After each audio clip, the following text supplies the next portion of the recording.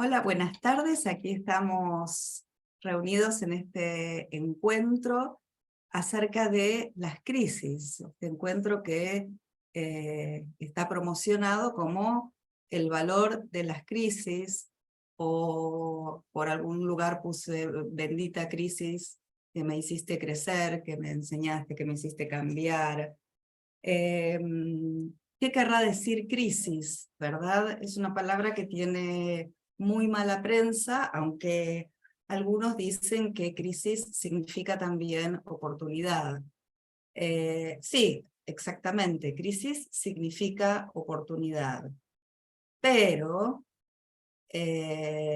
bueno, no es una oportunidad que nos haga sentir muy bien mientras la estamos atravesando.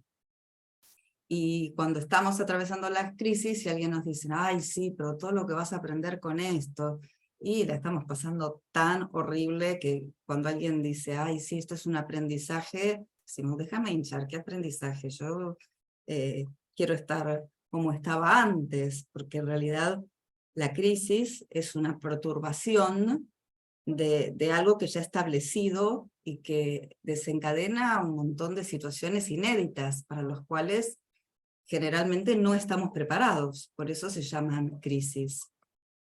El diccionario dice, crisis, nombre femenino, ya la que hacía el lío tenía que ser una mujer, ¿no? Nombre femenino. Situación grave y decisiva que pone en peligro el desarrollo de un asunto o un proceso. Ejemplo, la crisis económica frena la expansión y la creación de riqueza de un país. Segundo, situación difícil de una persona o una cosa. Estaba atravesando una profunda crisis personal. Y también da como sinónimos: mutación, cambio, peligro, riesgo. A la miércoles. ¿Todo eso es una crisis? Aparentemente sí, aunque la palabra crisis, como diríamos desde la ontología del lenguaje, es un juicio, es una interpretación. Es el nombre que le estamos dando a una situación que nos está resultando desafiante en estos días. Es muy difícil definir crisis. Acá trajimos definiciones de diccionario. A mí me gusta llamarla como la anuncié, perturbación de lo establecido, porque nos da la amplitud de pensar que ante esa perturbación nosotros tenemos algo que hacer, nosotros podemos elegir cómo actuar y no solamente reaccionar. Por eso en el reel que les hice, no sé si todos lo vieron, de bienvenida o de invitación en Instagram, les decía que la expresión que aparece siempre, aplastar la crisis o luchar contra la crisis, es una expresión que elegí dejar de usar porque pertenece al ámbito semántico de la lucha, de la guerra, el que yo llamo el vocabulario del gladiador. Y la invitación era a decir,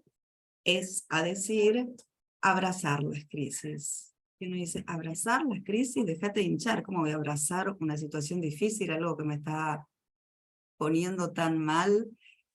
Y en realidad esto es algo que tiene que ver con nuestra madurez emocional, con la forma en la cual estamos preparadas, centradas, con las expectativas que tenemos ante la vida, con las conversaciones internas que tenemos, y sobre todo con nuestras interpretaciones. Tiene mucho que ver con el ombliguismo. A veces cuando creo que una crisis es algo insalvable es porque lo único que sé es pensar en mí. Nos enojamos mucho cuando pensamos que no hay forma de resolver eso que nos está ocurriendo o que está ocurriendo. Crisis que puede ser nacional, social, personal, de pareja, de salud. creo que no lo puedo resolver, entonces lo llamo crisis y en cierta forma paso a ser víctima de esa crisis. Siento que no hay nada que yo pueda hacer para salir de esa dificultad. No aceptarla, negarla, decir, no, esto no está sucediendo, o esto no me puede estar pasando a mí, o el famoso ¿por qué a mí?, en lugar de aceptar y reconocer que está, y una vez que reconocemos que está, podemos empezar a pensar en qué es lo que es posible para nosotros hacer para resolverla. La crisis se vuelve más grande cuando nos la contamos siendo la víctima del cuento. Es decir, la forma en que nosotros contamos eso que está sucediendo nos pone en lugares diferentes. Entonces, la crisis es algo que lo están haciendo para robarme a mí, es algo que me están haciendo, o simplemente es una situación de vida desafiante que me está poniendo a prueba o está contribuyendo a que yo pula ciertas características o que ponga en juego aquellos recursos internos que tengo y que no sabía que tenía, y que finalmente me van a demostrar cuán fuerte podía ser cuando creía que no tenía ningún poder sobre mí o sobre nadie. Y esto tiene que ver con que nosotros la mayoría de las emociones las aprendimos siendo muy pequeñitas. Entonces, solemos tener una lealtad a las emociones que aprendimos cuando éramos chiquitas. Entonces, ante esto me tengo que enojar, ante esto me tengo que poner nerviosa, ante esto me tengo que desesperar, ante esto tengo que, si vimos a mamá enojándose y poniéndose muy mal porque la heladera se rompía, y ya estaba con cara de, que no lo voy a decir, esas caras, y durante toda la semana porque, bueno, estábamos sin heladera, y aprendo a enojarme cada vez que se rompe un electrodoméstico, y es la crisis enorme que se rompa un electrodoméstico. Lo aprendí, entonces lo voy a seguir repitiendo, hasta que aprenda que hay otra forma. Una vez vi una señora en medio de una fiesta, con cualquier cantidad de gente, con cualquier cantidad de cosas en la heladera, y se le descompuso la heladera, y dijo, bueno, compramos unos hielos y vemos cómo solucionamos esto, y mañana viene el médico y la arregla.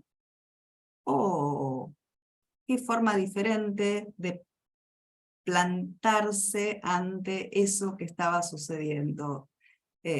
Pude haber aprendido una forma o pude haber aprendido otra forma cuando era chiquita. Y entonces, ante esas situaciones difíciles, soy muy leal a esa forma emocional que aprendí, que vi, que mis mayores hacían, que mi maestra, mi mamá, mi papá, mis abuelos. Entonces, cuando pasa esto, generalmente, nos salimos del eje, nos enojamos, nos ponemos en víctima o en criaturas indefensas. A veces buscamos justificaciones en lugar de tratar de resolver lo que está ocurriendo. Ah, claro, esto pasa porque, o buscamos culpables. Esto sucedió porque tal persona me hizo o no hizo. Y seguimos insistiendo en un ideal.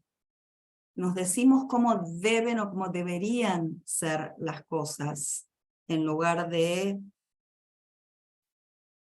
aceptar que las cosas están siendo como están siendo, y no como deberían ser o como nosotros creemos que deberían ser. Lo cierto es que esa realidad que se nos presenta no es inamovible. Hay muchas cosas que nosotros podemos hacer. Lo que sucede es que estamos en un espacio emocional y psicológico donde no le vemos la salida. La salida está. simplemente no podemos verlo. Por eso es que hay gente que recurre a un terapeuta o que recurre a un coach o a sus propias reflexiones o meditaciones o lecturas para darse cuenta de que el hecho de que esté fuera de mi campo de percepción una determinada posible acción no quiere decir que no pueda emprenderla. Y lo cierto es que ninguna vida es a prueba de crisis.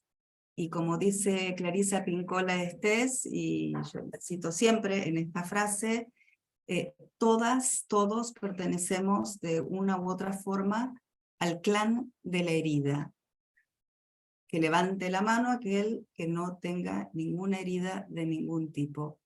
Entonces cuando hacía los cursos online, mucho antes del Zoom, hace mucho tiempo, con Clarisa, ella nos daba la bienvenida, buenas noches, nos encontramos aquí alrededor del fuego, todos los pertenecientes al clan de la herida. Y sí, todos tenemos alguna.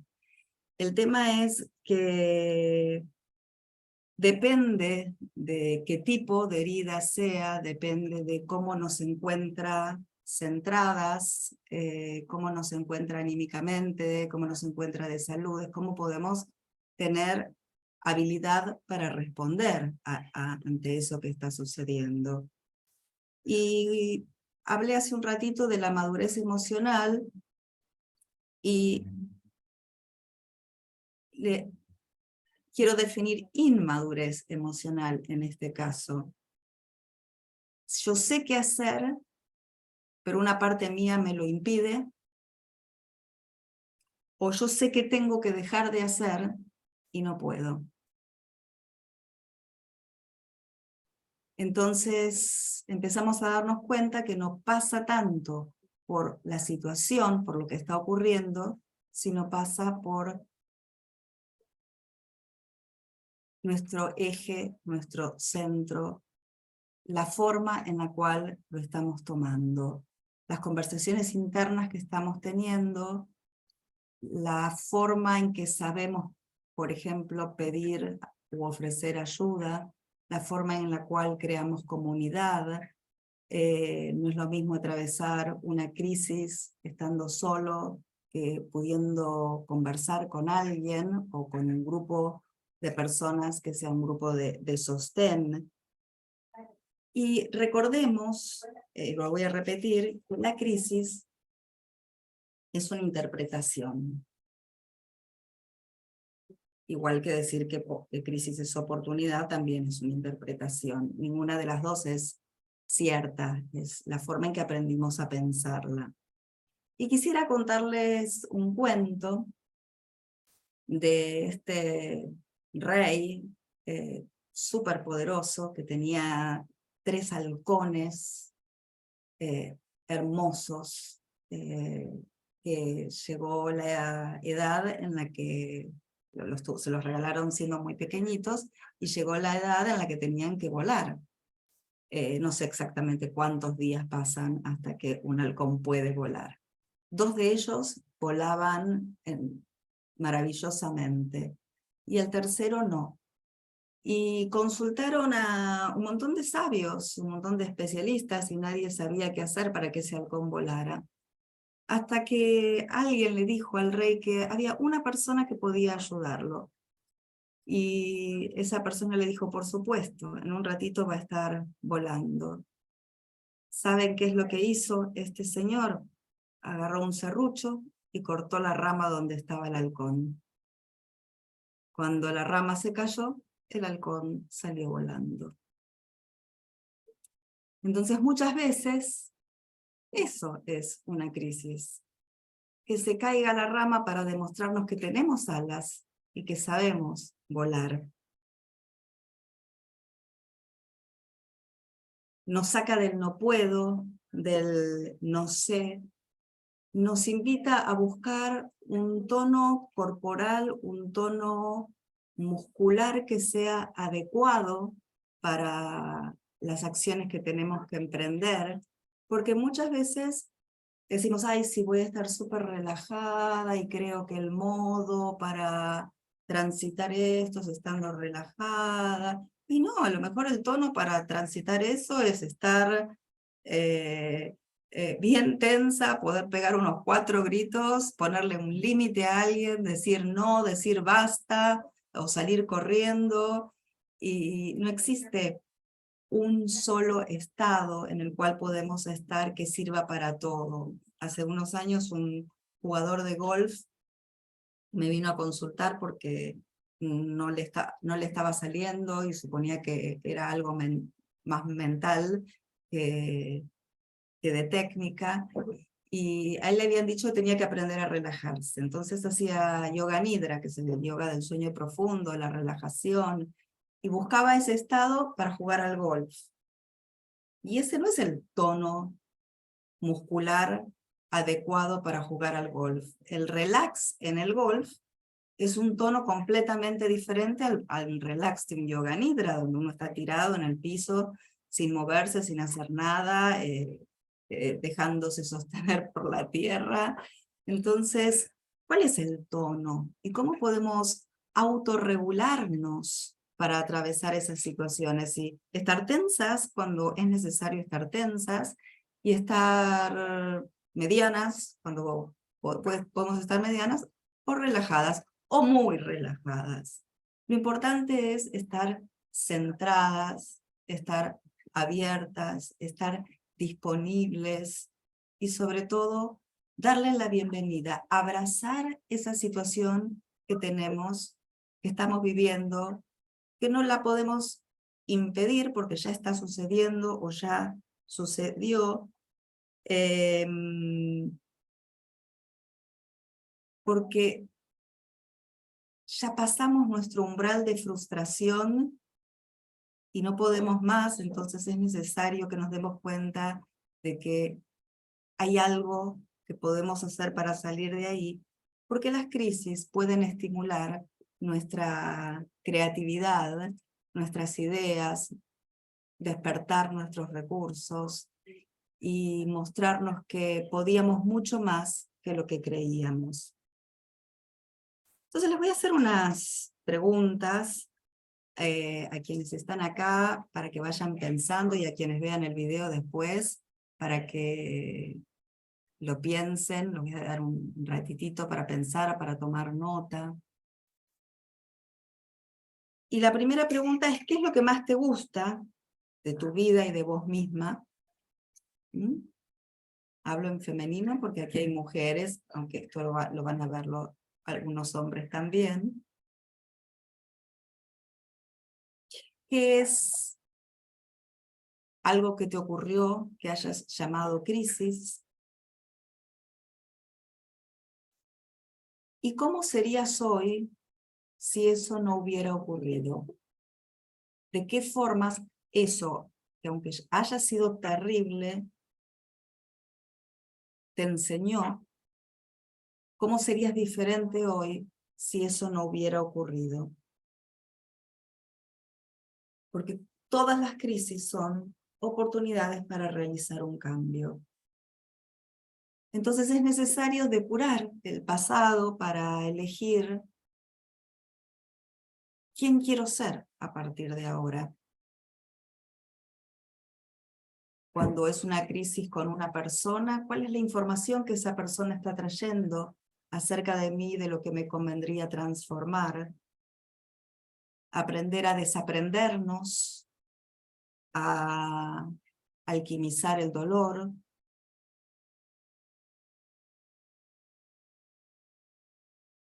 Entonces, dejo estos segunditos para que piensen cómo responderían esas preguntas.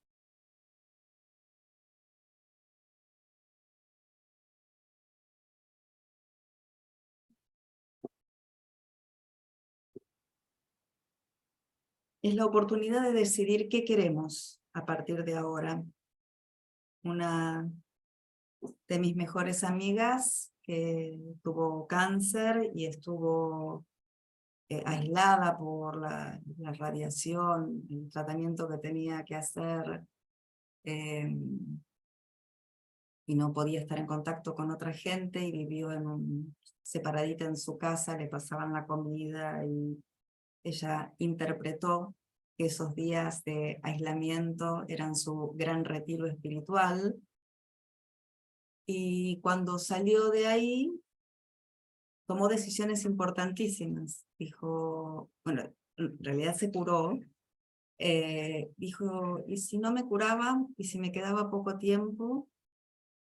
Y empezó a tomar todas las decisiones que no había tomado en su vida. Una de ellas fue separarse de su pareja, y lo cual trajo mucha crisis, ¿no? Porque él no se lo esperaba. Pero ella dijo, sí, no sé cuánto tiempo me queda, quiero seguir viviendo así. Realmente todo lo que hizo después de esa meditación, que no sé si duró una semana, o un cambio profundísimo en su vida, y ella hoy es otra persona de la que era antes de esa semana de estar con sí misma.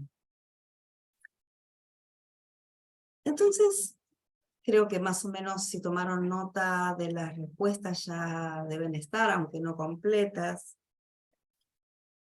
Piensen cómo actúan ustedes ante esas situaciones que llaman o consideran crisis o interpretan crisis. ¿Cómo es la primera respuesta si se descompone la heladera, por ejemplo?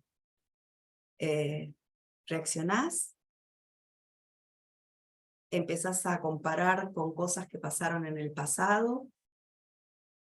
¿Justificás con información y estadísticas y tenés que entender antes de ponerte en acción para solucionar? ¿Realmente enseguida conectás con la trascendencia de esto que está ocurriendo y dejás surgir tu versión sabia muy fácilmente? ¿Sos idealista y decís esto no es como debería ser y te ofuscás por eso? ¿Sos pesimista? ¿Crees que esto no tiene ningún tipo de solución, ningún tipo de aprendizaje, ningún tipo de oportunidad, ningún tipo de nada que pueda dejarte? Estas situaciones nos ponen en contacto con la experiencia de estar vivas. Son cosas que nos pasan. No sé si recuerdan la película El Mago de Oz, cuando Dorothy pregunta, ¿y ahora cómo regreso? Después de todo lo que había aprendido en ese viaje, lleno de pruebas, lleno de incertidumbres, lleno, si no vieron la peli, vayan a verla, es una película muy vieja, muy bonita, musical precioso. Y le contestan, ya no podés regresar como saliste. Es casi como una pregunta del viaje del héroe. Y ella contesta, me olvido todo el tiempo que ya no estoy en Kansas. Me olvido todo el tiempo que ya me fui de ese lugar, que ya estoy en otro lugar, que ya soy otra persona, que ya hice cosas, que ya tomé decisiones. No sé si recuerdan los otros personajes, el león cobarde, el hombre de hojalata.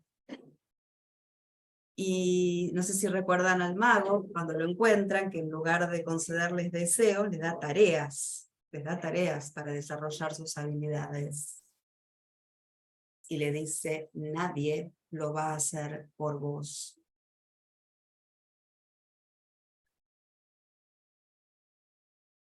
Es importante confiar en que nada es tan grande que no lo podemos transitar.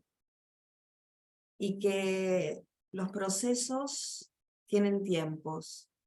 Y así como no está bueno nacer prematuro, se puede solucionar también,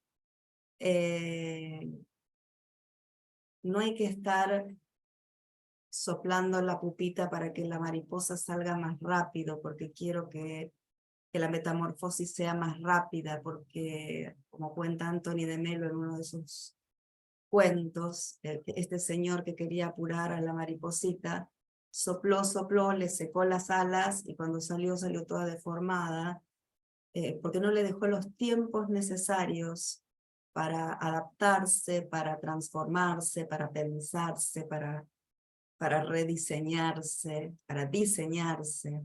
Eso nos pasa mucho quienes acompañamos a personas. El otro día lo estábamos conversando en uno de los cursos de formación, donde las compañeras que estaban guiando a alguien en un proceso decían, pero esto es obvio, lo que hay que hacer es esto. Sí, pero ella no estaba lista para hacer eso, estaba lista solo para dar un primer paso. Y esto de estar forzando, apurando, dándole sacudones a la gente o a las situaciones para que las cosas ocurran antes de tiempo, son momentos de crisis que podemos manejar teniendo paciencia, siendo constantes, respetando el tiempo y siendo maduras emocionalmente. Recordando que es muy importante no hacerme promesas de aquello que sé que no me voy a poder cumplir. En este momento en el que estamos, la mayoría de las personas aceleradas, haciendo 1000 cosas por vez, queriendo estar en 3 Zoom al mismo tiempo, anotándome y desanotándome de los cursos porque se me presentó otra cosa. Necesitamos tiempo para parar, para detenernos, para no hacer nada, para... Sí, el lunes lo termino. No, si yo sé que el lunes no lo voy a terminar y me prometí a mí misma que el lunes lo termino, me estoy creando una crisis. Una crisis que me lleva a desconfiar de mí. No, el lunes empiezo la dieta y yo sé que no la voy a empezar. ¿Para qué me lo prometo? ¿Para después sentirme peor?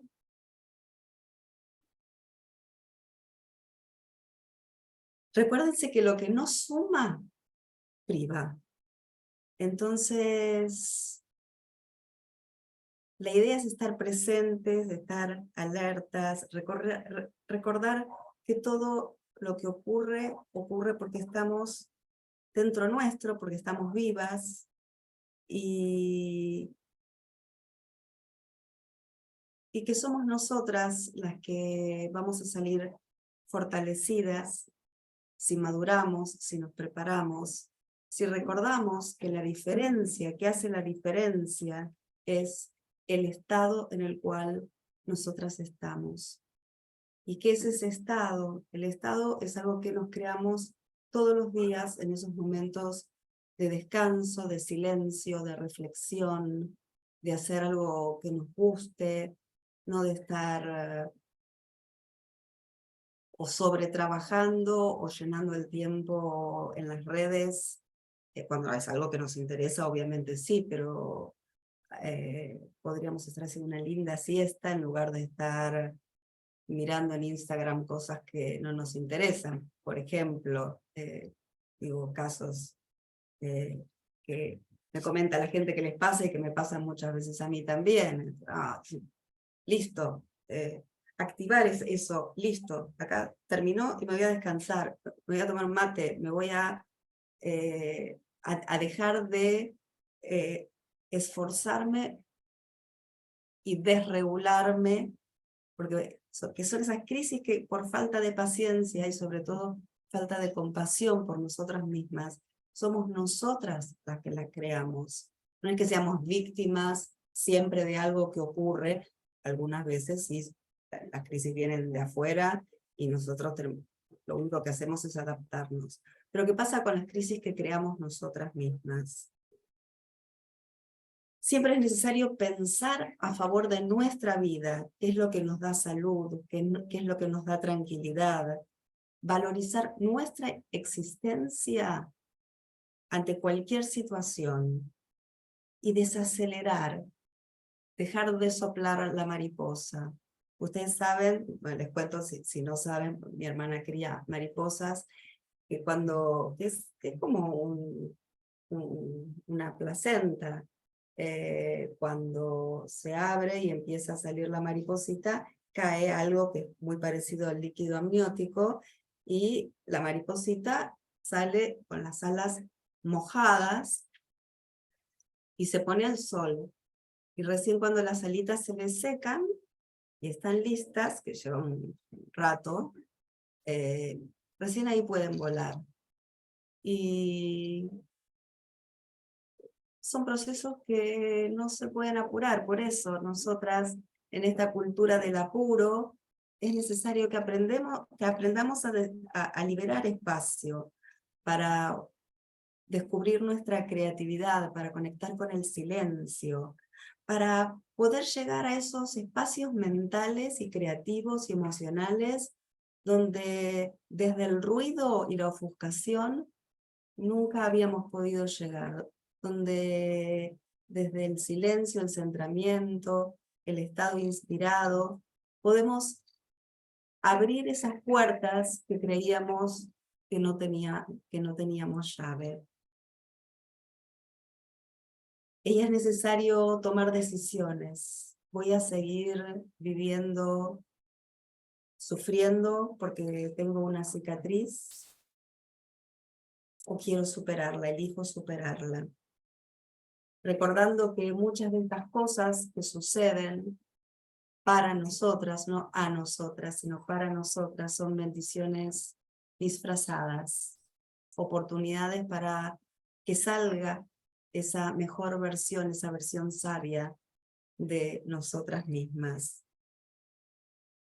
Es como que hay algo que nos muestra que hay un momento decisivo que cuelga en el aire y que nosotras, si estamos despiertas, sabemos tomarlo y sabemos actuar.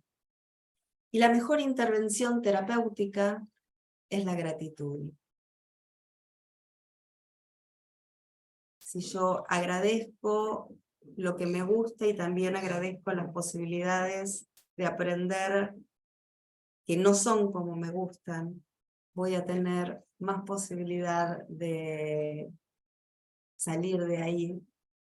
A veces la situación no puede resolverse. Lo que puede resolverse es cómo nosotros seguimos a partir de esa situación. Qué nos decimos, qué creamos, en qué tipo de humano devenimos después de eso que sucedió. Entonces una práctica para hacer todos los días, y recuerden que cuanto más practicamos, más nos sale. Hoy en la práctica de yoga a la mañana, Alma estuvo, les mostraba cosas que estoy pudiendo hacer con mi cuerpo, porque las practico mucho, no porque sea mucho más flexible que otras personas, no, porque las practico todos los días. Entonces, ¿qué es lo que queremos practicar para tener maestría en eso? La propuesta acá es practicar el estado de recursos, el estado centrado, el estar en nosotras mismas. Y las invito a hacer un ejercicio donde les pido que ubiquen donde tienen los isquiones y que se sienten en forma pareja sobre los dos isquiones. Los isquiones son los huesitos de la cola. Y a partir de estar sentadas en forma pareja sobre los isquiones, permitan que la columna se vaya alineando. Conecten con la forma en la cual están respirando.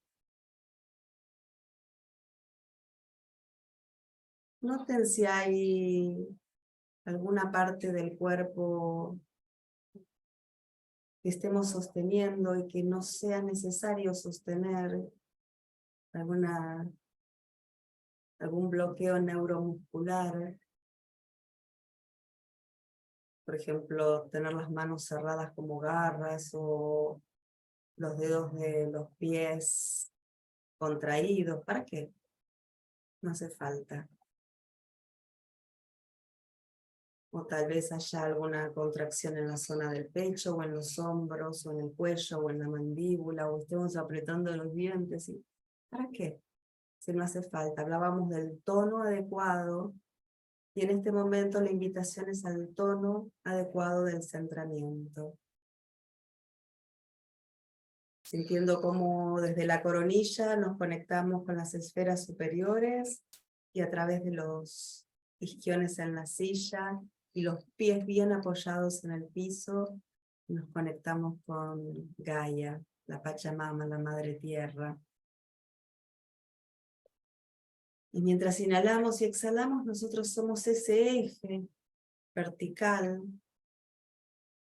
que une, que conecta el arriba con el abajo. Mientras seguimos respirando, conectando, suavizando.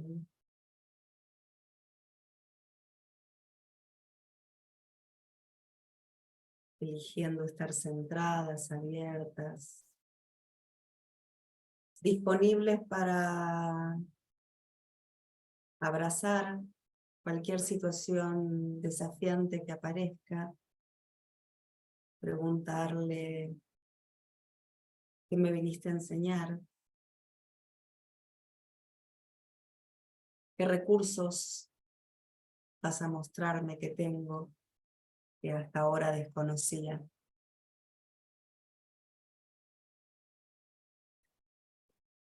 Y si practicamos esto todos los días y varias veces al día, empezamos a estar cada vez más presentes en nosotras,